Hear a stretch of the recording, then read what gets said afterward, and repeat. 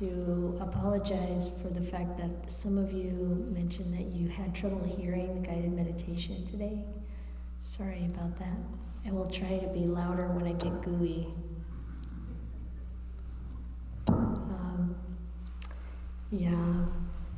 So please let me know if that's a problem.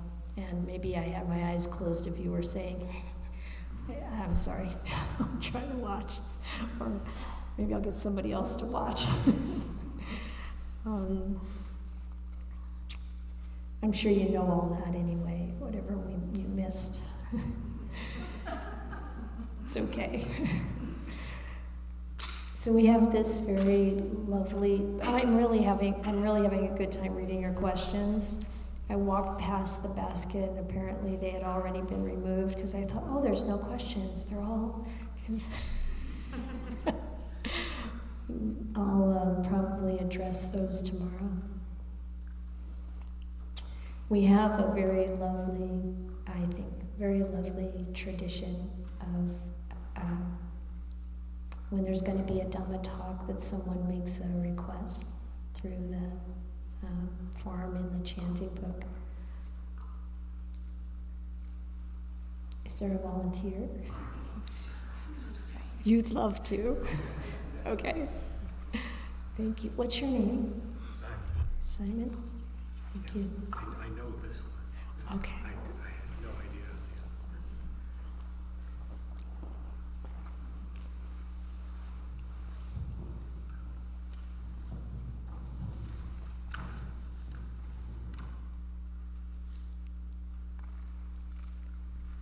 Can I do it in both powers? Yes.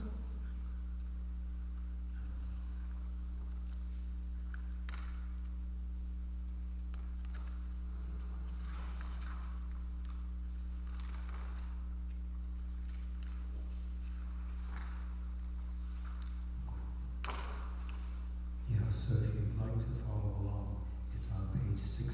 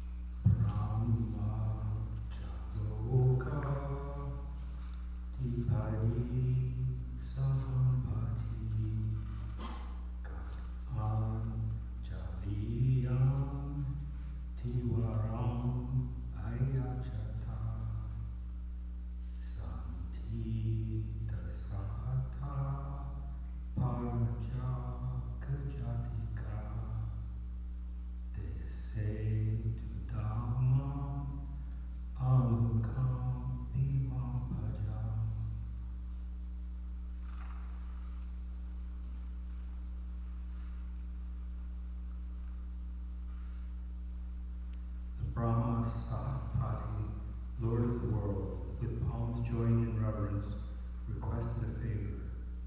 Beings are here with but little dust in their eyes. Pray, teach the Dhamma out of compassion for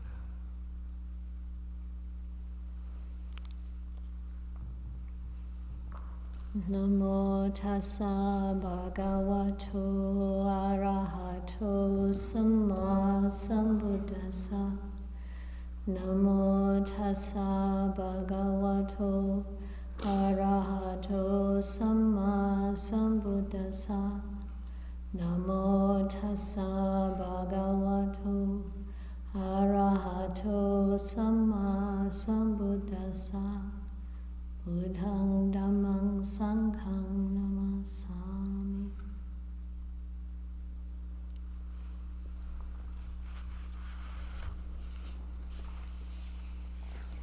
I hope you're settling into the retreat, into the practice, and into the development of faith.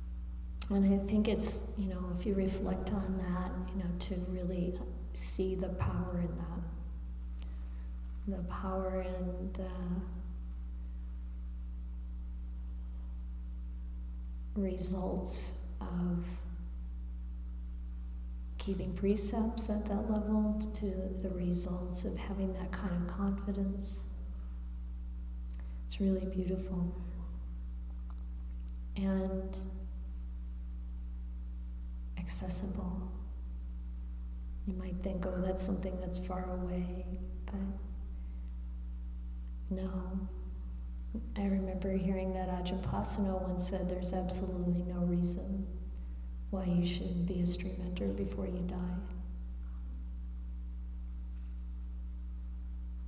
So don't think of it as far away. But there are some things we need to do that we can, causes and conditions we can put in, and you're working on those. That's why you're here, even if you don't think of it that way.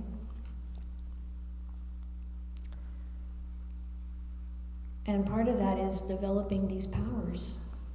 If we develop these powers, like I said, it's one facet of the way the Buddha taught, but it connects to all the other components of the Dhamma. Developing these 5, or in some other place a list of 6, or in some other place a list of 7. Any place you pull the thread, you get the whole tapestry.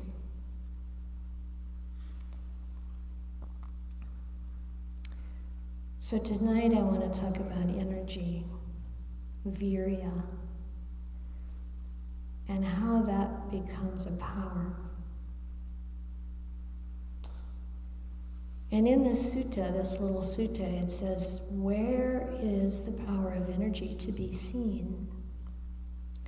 The power of energy is to be seen in the 4 right strivings. So many of you know what the 4 right strivings are. As I read last night, it's about abandoning unwholesome qualities and acquiring wholesome qualities. The 4 right strivings are usually described in terms of thoughts, mental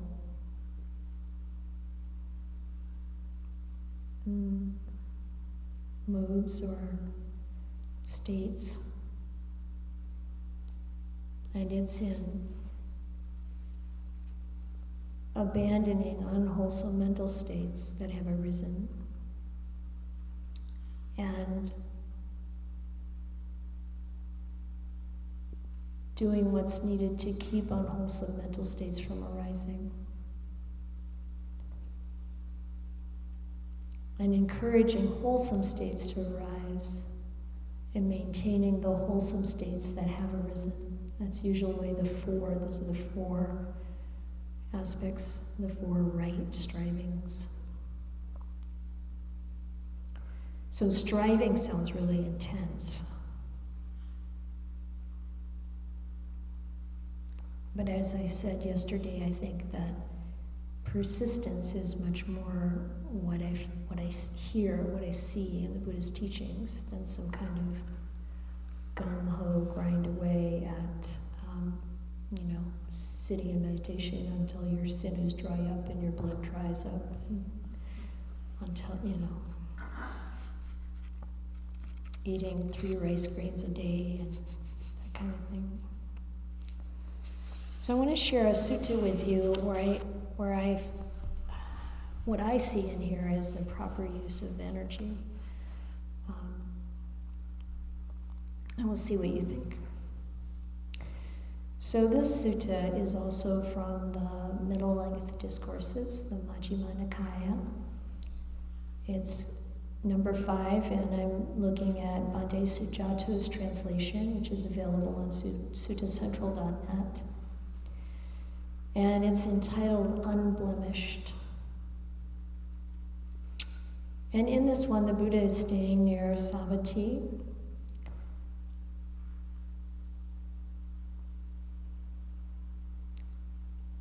And yet it's not really the Buddha who says this, it's Sariputta, Venerable Sariputta. He's speaking to the mendicants. And of course, probably everyone else, probably lay people there too.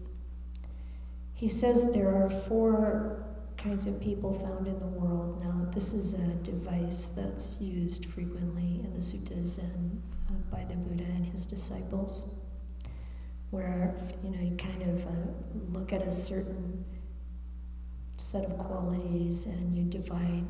You fill, if you're going to fill a table, you could fill 4 quadrants with, like it covers everybody. And in this case, he's talking about blemishes, like having a flaw or a fault. And he says there's one kind of person with a blemish that doesn't truly understand there is a blemish in me. So we have a fault, but we don't see it. It's a blind spot. And he says there's another kind of person with a blemish that does truly understand there's a blemish in me. So they've got a blemish, they've got a fault, and they know it. They see it.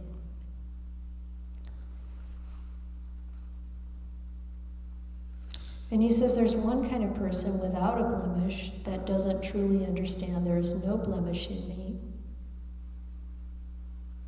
And there's another kind of person without a blemish that does truly understand there is no blemish in me. Sometimes when you read these things, you go, what? What did I just say? Okay, so you've got 2 people who have a flaw or a fault. One knows they've got it, the other one doesn't know they've got it. You've got 2 people who have no flaw or fault. I haven't met them. But for the sake of argument, one realizes they don't have a fault, and the other one does not realize it. No fault, but they don't realize it. Isn't that a fault? Okay. You can tell I would have been a problem child over there with Venerable Sariputta. Anyway, he says that in the case of the 2 people with a blemish, the one who doesn't understand it is in worse shape. That makes sense, right? And in the case of the 2 without a blemish, the one who doesn't understand it is in the worst shape.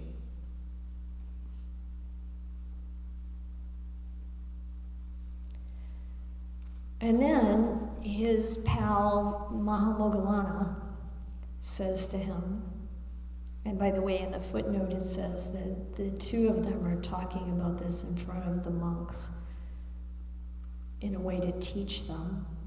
So it's not like Mahamoggallana doesn't know what this. He's just kind of like, this is the way they're getting the monks to pay attention. Okay? He says, well, what is the cause, Reverend Sariputta? What is the reason why of the 2 people with a blemish, one is said to be worse and one better? And what is the cause? What is the reason why the 2 people without a blemish, one is said to be worse or one better? So then,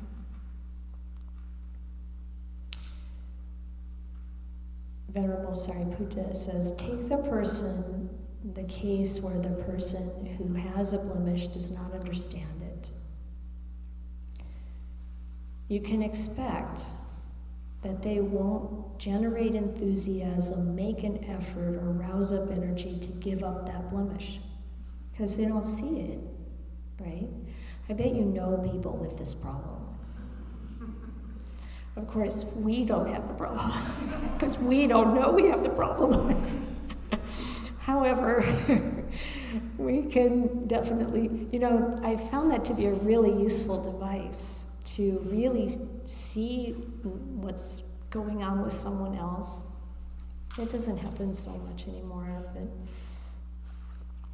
to really notice it out there and then to turn around and say, do I do that? How do I do that? Is there some way in which I do that? It's interesting how it can kind of nibble away at the blind spots. To start to see in ourselves the same kind of thing. And then, of course, we've got a chance to clear it up. So this idea that they won't generate enthusiasm, make an effort, and rouse up the energy to give up that blemish. So this is exactly what virya is about, what energy is about. Sometimes virya is talked about as having kind of three parts. Here's kind of three parts too. Maybe it's the same thing. To take the initiative. So get started. You know how sometimes a task feels really hard? Sometimes the hardest thing about it is getting started, right? Do you ever have that? Yeah. So taking the initiative, getting started. Here he talks about generating the enthusiasm. I think that could be similar. Generating the enthusiasm. And then there's the part about really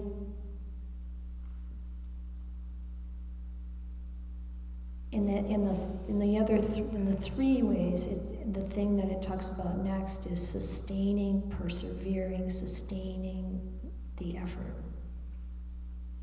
And the third one, often that's listed in the third one, is to really put in effort. So the amount of effort you put in and how much you can sustain it.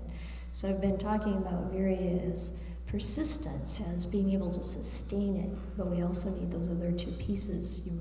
We do have to put in the energy, and we do have to initiate it. And here, generate the enthusiasm, make the effort, put in the effort, and rouse up the energy to give up that blemish. And because they won't do that, because they don't even know they've got this blemish, he says they will die with greed, hate, and delusion, blemished with a corrupted mind. Well, that sounds like a bad idea. I think we want to find out about these blemishes. And then he uses this lovely simile. Suppose a bronze cup was brought from a shop, covered with dirt and stains, and the owners neither used it or had it cleaned and kept it in a dirty place. Over time, wouldn't that bronze cup get even dirtier and more stained?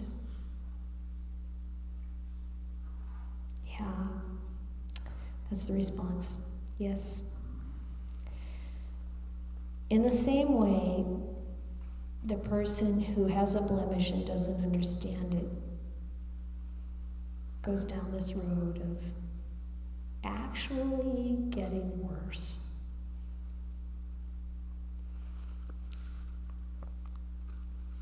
And he says, take the person who has a blemish and does understand it. You can expect that they will generate enthusiasm, make an effort, and rouse up energy to give up that blemish. Is it always true?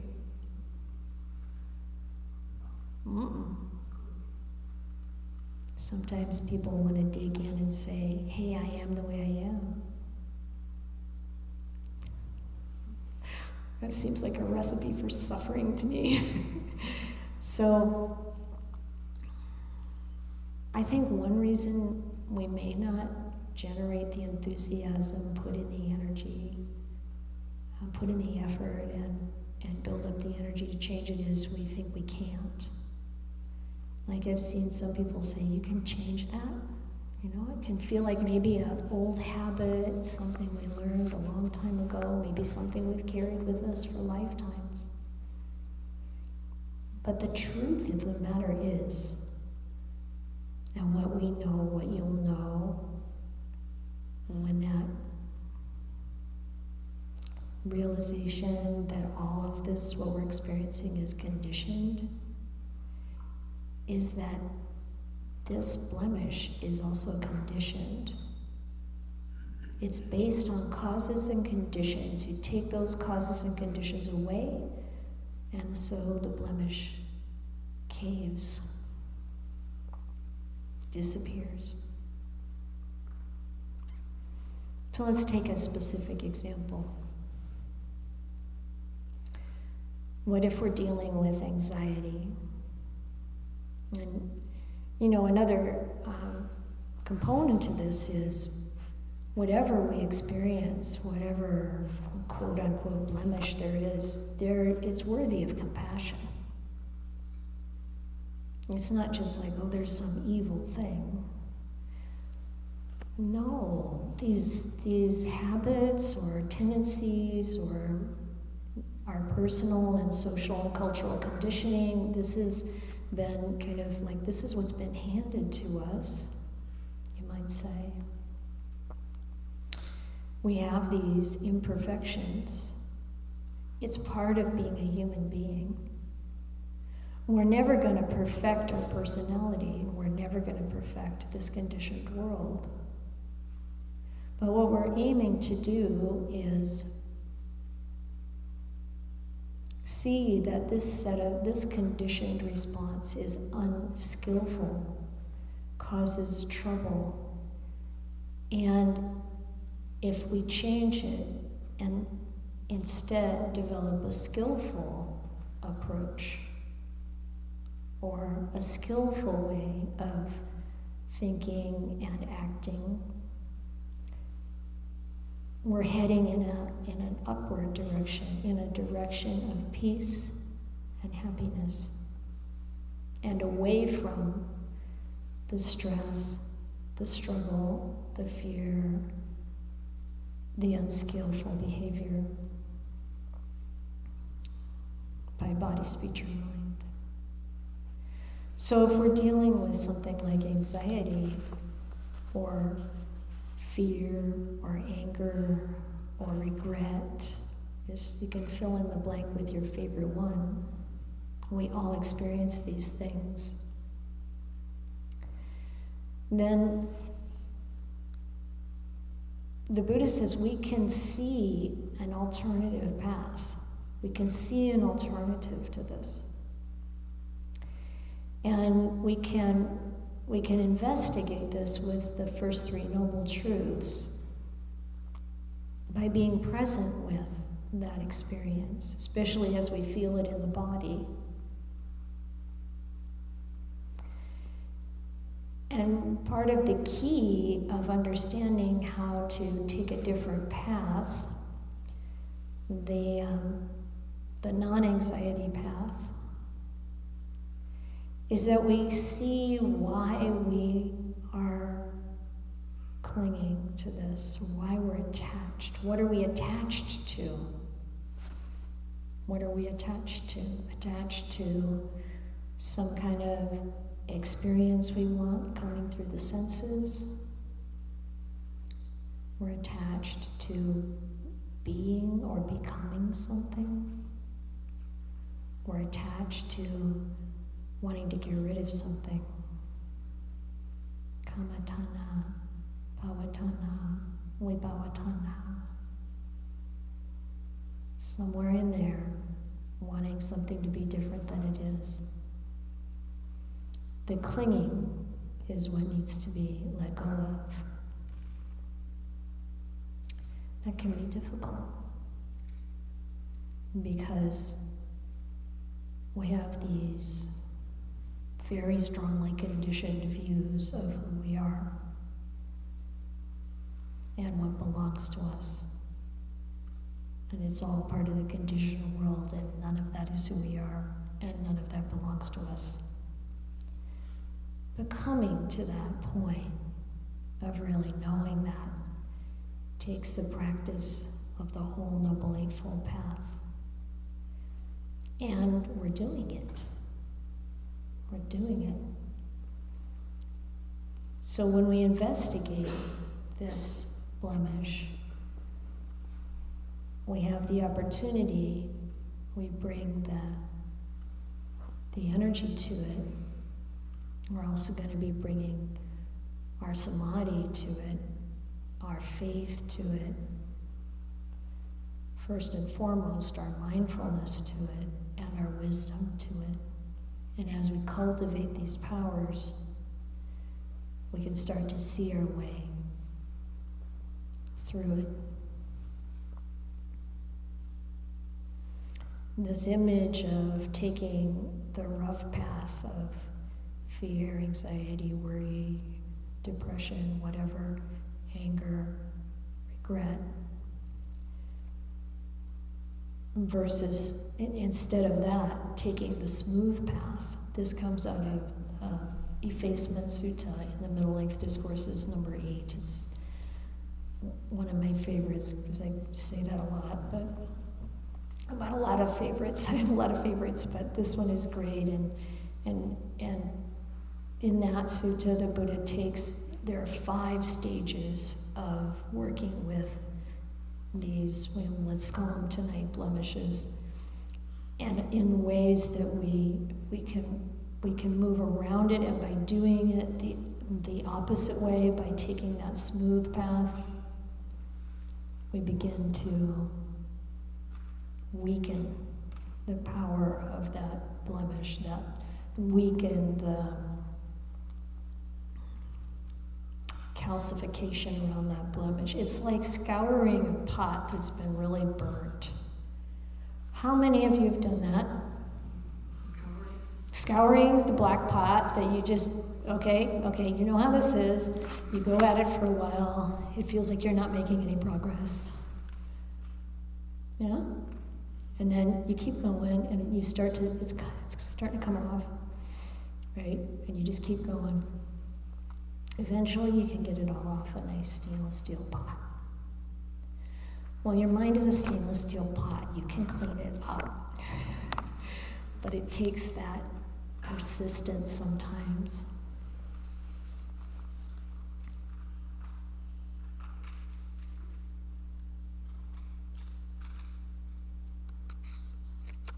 So, in this case, you know you have the blemish, and you do understand it. You put in the enthusiasm, the effort, you rouse up the energy to give up. Just give up. Giving up, letting go. That is really so much a part of the practice. Even in meditation, to go deeper, we have to let go. We have to give up what we're holding on to. Suppose a bronze cup was brought from the shop, covered with dirt and stains, but the owners used it and had it cleaned and didn't keep it in a dirty place. And over time, wouldn't that bronze cup get cleaner and brighter? Same is true for this person who has a blemish and does understand it. They will die with an uncorrupted mind. It's interesting that he says it this way.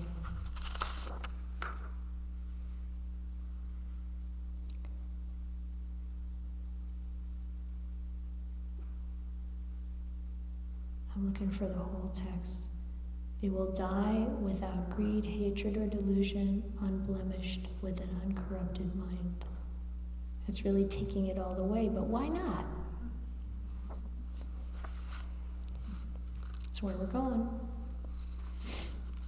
Okay. So how about this person who doesn't have a blemish, but doesn't understand it? In a way, why is that so bad? If this person doesn't have a blemish, they don't know, what's the problem? Well, he says that then they're going to focus on the beautiful. And because of that, lust will affect their mind. Lust will affect their mind. Lust, greed, desire, just being really caught up in the beautiful. It's interesting. It's like the mind is good, pure, but there's not enough awareness there. There's not enough clarity there. I mean, this is kind of some of the descriptions of what it's like in heaven realms. Oh, thank you.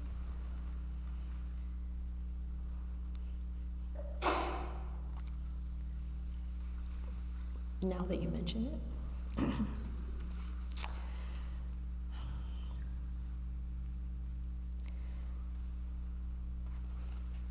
So when he compares it to the bronze cup, he says that it's brought from the shop clean and bright. And the owners use it and they clean it. Oh wait, this must be the wrong one. It's brought from the shop clean and bright, and the owners do not use it, they don't clean it, and they keep it in a dirty place. And over time, wouldn't that bronze cup get dirtier and more stained? So this idea that and I think I can kind of see in human life the things that happen to us, the things we have to brush up against, the challenges that are created. If we kind of float through life on a cloud without a lot of awareness, it's not going to go that well. We do have to come to grips with dukkha.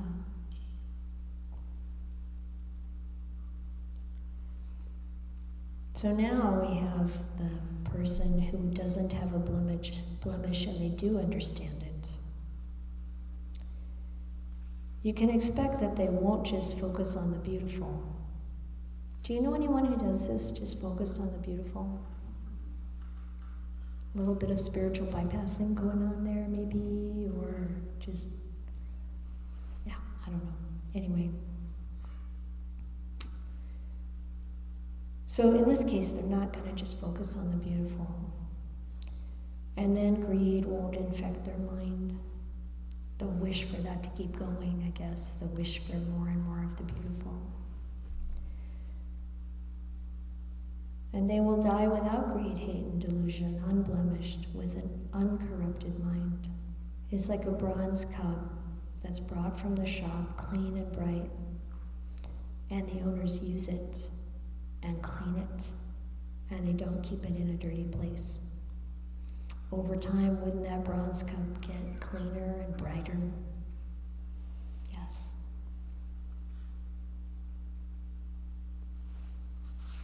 I'm going to leave the rest of the sutta for you to read someday. There's more to it. But I think that's enough to illustrate our practice, the beauty of putting in effort and energy, the beauty of wanting to know. So we just finished the Vasa, the rains retreat period. And if you don't know what that means, so the monastics at the time of the Buddha were wanderers. And these days there's a lot of wandering too. Fly here to do a retreat, go there. I don't know. Sometimes you think it's a little different, but a lot of coming and going can happen among the monks and nuns. And during the rainy period in northeast India, the monsoon period, the monastics were required to stay in one place because it's just pouring rain all the time. And it says in the monastic code that there are a lot of stories in there, by the way, besides just the rules, that the wandering of the mendicants was causing damage to the crops. But anyway, you stay in one monastery. And that's usually a time when you spend more, so you have a consistent community of mendicants living together, and you spend more time focused on study together, and also sometimes meditation together. And at the end of that period, then we're required to ask, that's called pravarana. You give the permission, or you ask to hear about anything that the monastics you've been living with have seen, heard, or suspected that you should change. Do I have a blemish that I'm not seeing? Could you let me know? You know? And sometimes that just becomes a very perfunctory ceremony. There's no real discussion. You know something's going wrong in that community. But other times you can really have this wonderful, heartfelt sharing with each other that leads to being able to examine things and develop. So it's really built into the monastic form. But of course, when you have friends, family members, your kalyanamita, your spiritual buddies that you are practicing with, you can also maybe invite that, or with a teacher, just to see if there's anything that, some clues. And of course, the biggest clues we have that something it needs, or I don't think I want to say it that way, that there's an opportunity to really grow and develop is dukkha. Come back to the Four Noble Truths. When we're suffering, looking at where that's coming from, how that feels, not pulling away from it. So in a retreat, you really have that opportunity. You know, sometimes when people go into a retreat, there's the thought that, well, now I can just set aside the problems in my life and I can rest. And maybe it goes that way, and that's good for them. But most of the time, I think retreat time is an opportunity to really learn, uncover the causes for our suffering.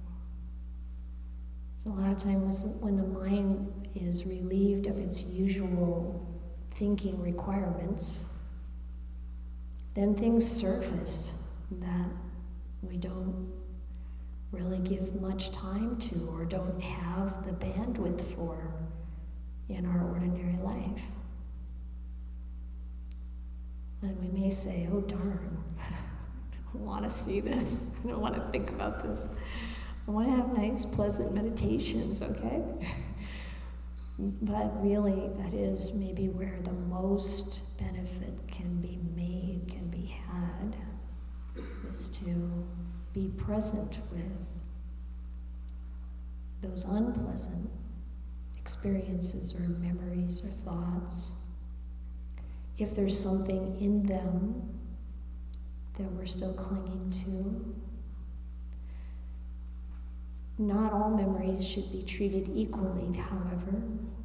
Some of them are just some broken record from the past that's playing over and over again that you've looked at already 300 times and you really can't learn anything more from it. Those kind are good to supplant with wholesome thoughts and forgiveness. If we've already learned everything we can learn from it.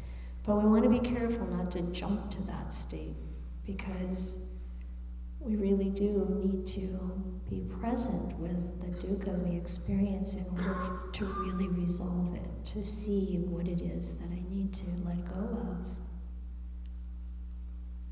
That doesn't serve you anymore. Just let go of it. Doesn't serve you anymore. And to see it with wisdom. So today in one of the groups I was talking about this idea of being present with what we experience, regardless of what it is, regardless of how difficult it feels. So often we don't want to turn towards it because it feels so big. But as soon as you turn towards it, it kind of shrinks down. And then when we're present with it, the way to do this is to be present with where you feel it in your body. So one way that we can get kind of off track is if we are just thinking about the problem. That doesn't fix it. That actually makes it worse. But this is feeling it, and it's not about the people or the circumstances. That's just the trigger. What you really want to be focused on is the feeling of it. Because that's really where the attachment is. That's really where the craving is. We are driven by feeling. We want pleasant feeling and we don't want painful feeling. And we go through to great lengths to arrange our life so that it will be pleasant feeling most of the time if we can get away with it. But actually none of us can get away with it. This body is aging. It is not really much fun, not nearly as much fun as it was 45 years ago. But that's just how it goes.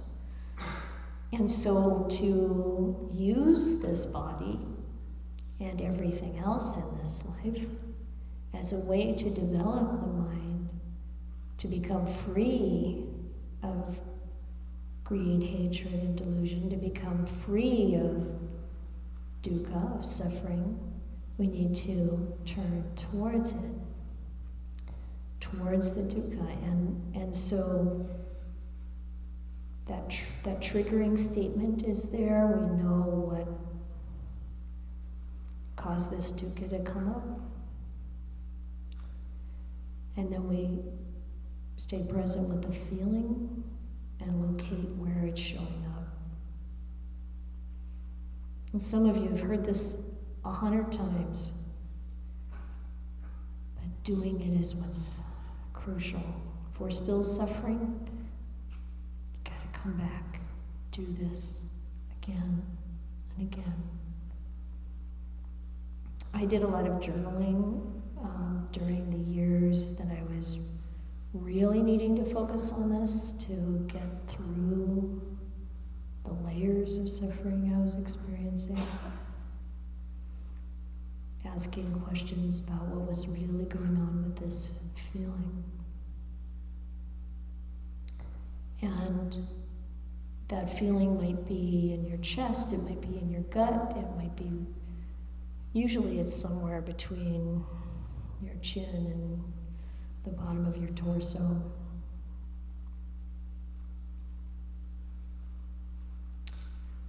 And you notice things about it. How big is this feeling? Does it feel like a rock? Does it feel like a sponge? What's its texture? What's its color?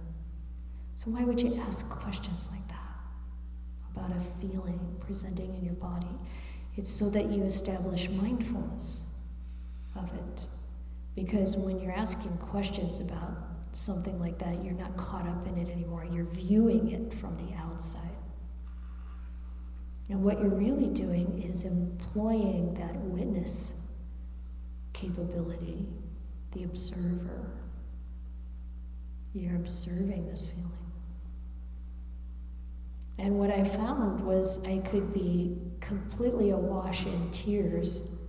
I could be completely caught up in the misery of it and yet have this observer observing it. And even saying something like, I know your stomach really hurts because that's where this feeling is, but I think if you got some food, it might be good for you. Crying, making the food, and it's like the two different pieces are there at the same time. There is this calm, centered observer.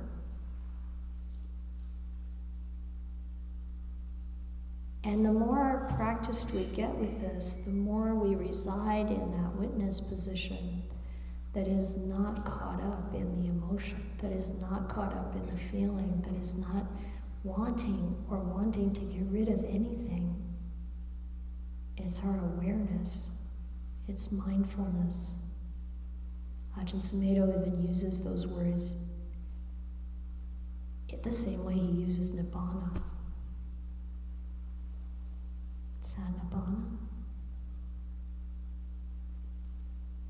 Reflect on it. Use it.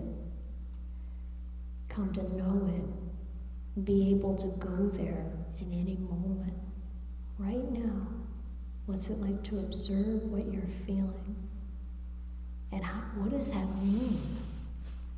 To observe how these words are landing, what the experience is, without description.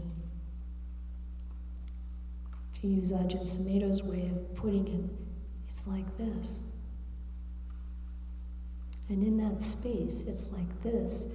It's the intuition, it's the feeling, it's the sense of it.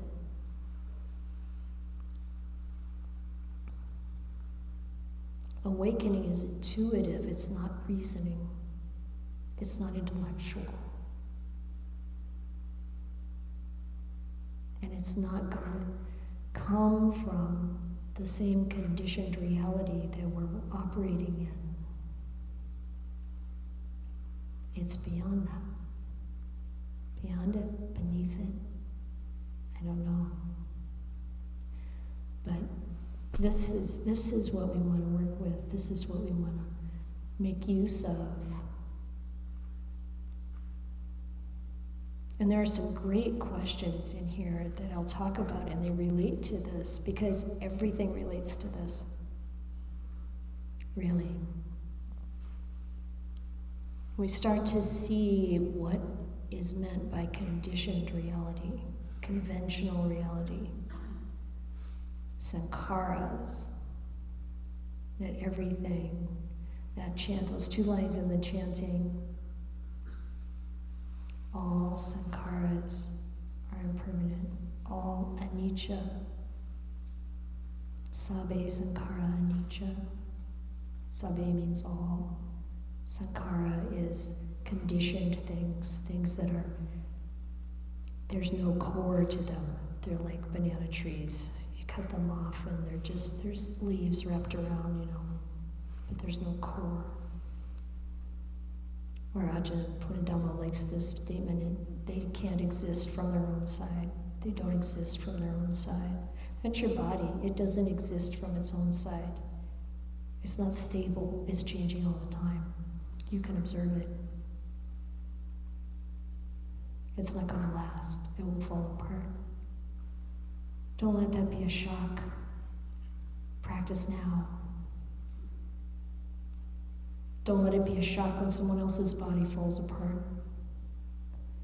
It doesn't have to be a shock.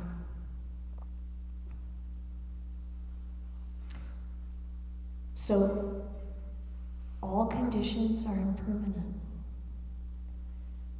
The truth of that permeates through all of our delusion. And all dhammas, sabbe dhamma, anatta. All dhammas are not self. What does it mean to be you? Well, there's this conventional me sitting here, Santusika, the name, the body, the way I think, my perceptions, my beliefs about things. Isn't that all conditioned? Knowing the Dhamma is not conditioned. The truth of the way things are, that is just reality.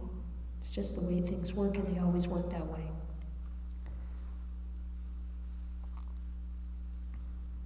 So when we're observing what we feel, experience, the dukkha we experience, then when we pull back from it, we're mindful of it, we're not in it. We're in this position of the witness. And when we look at it slightly from above, we're looking at it with Dhamma, to see it in the light of Dhamma. So we'll see what we're attached to, we'll see how we're clinging, we'll see that it's impermanent. It's more than just, we really know it directly, then we let it go.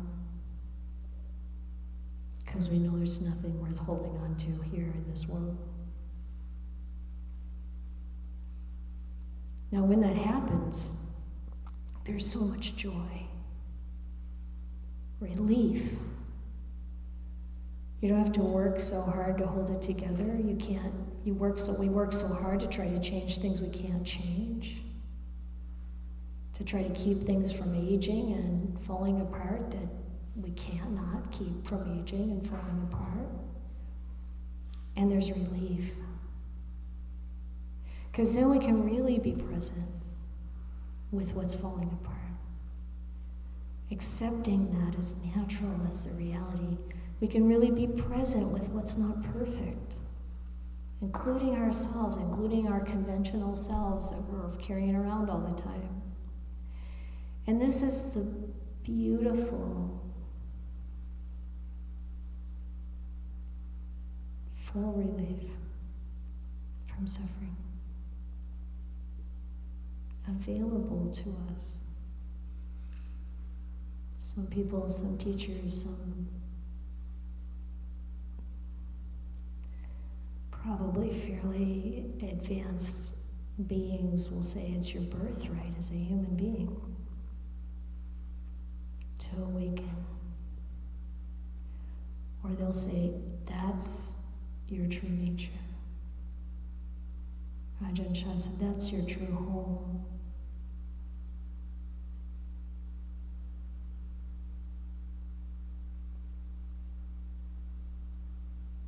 So we can start by recognizing that when we're witnessing dukkha, when we've pulled back, maybe a little up, we can see it in the light of Dhamma.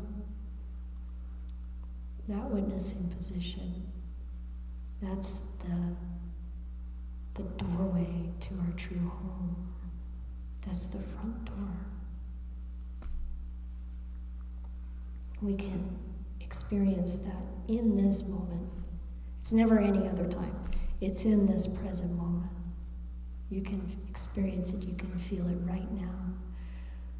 But the tricky part is we try to do that as a personality instead of letting go of that. We have to let go of being who we think we are so we can experience what we really are. If we're doing it as a personality, we're going to experience more dukkha. And so eventually we need to learn how to step out of that. What is it like if you show up without your personality? Without your personal and cultural and social conditioning? Can you do it? Can you drop all the facade? Can you drop all the pretense? Can you just be present with what is without all that? Not trying to do something, not trying to be anything, not wanting to get rid of anything. Non-judgmental. Fascinating.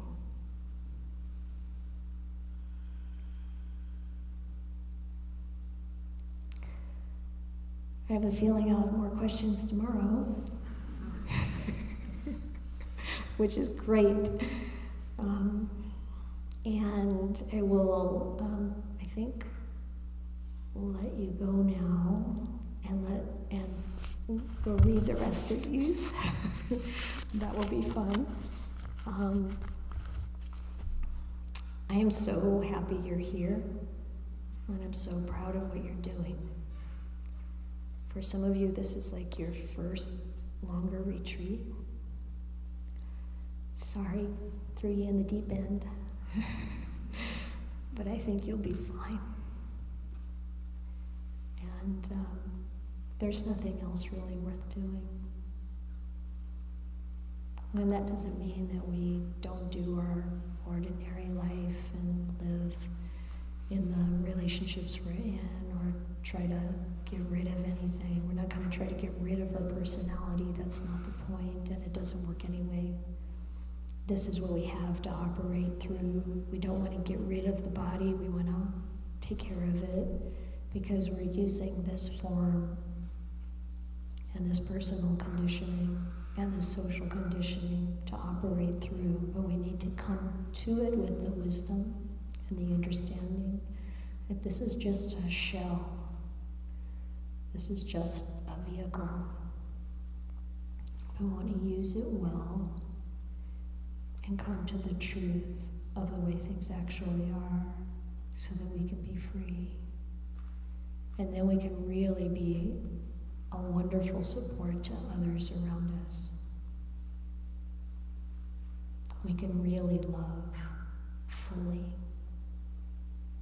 and be completely fine with whatever is going on with them, any of them. Human beings are in all different kinds of conditions. They all deserve forgiveness. They all deserve support. And so do we, so do you.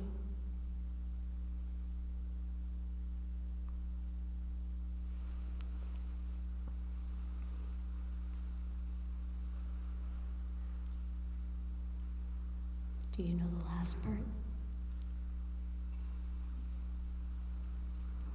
I'll do the best I can. Go for it. It's on page 68 again.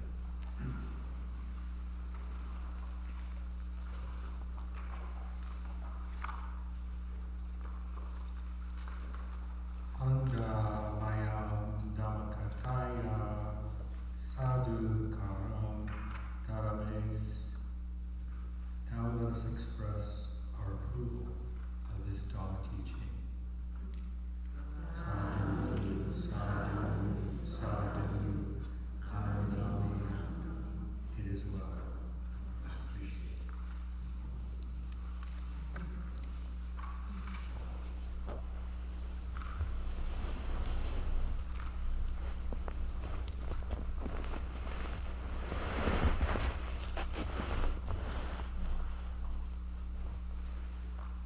I think we'll just do the closing on page 20.